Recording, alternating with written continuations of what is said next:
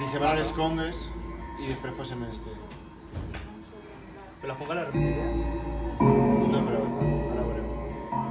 Aquesta part va ser tot ritme, aixina, molt marcat, però després la coreografia que siga més rítmica.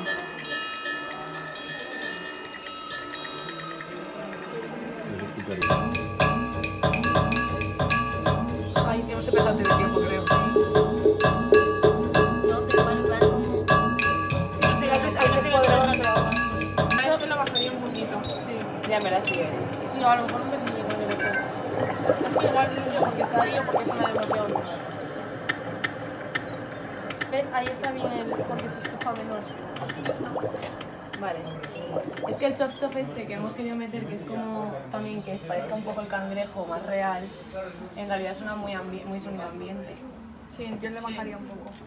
Vale. Bueno, podemos bajar a eso un poco, que suene un poco más aquí el cangrejo y luego que vaya bajando. ¿Pero bajamos aquí en medio solo? O... Sí, Sí, Aquí en esta parte, yo que la pista queréis suena. una más, a ver. Tipo, hacerlo al revés. Aquí que está el cangrejo más arriba, bajamos este. Això vull mantenir un taló més també que no quedi tan buit. Però...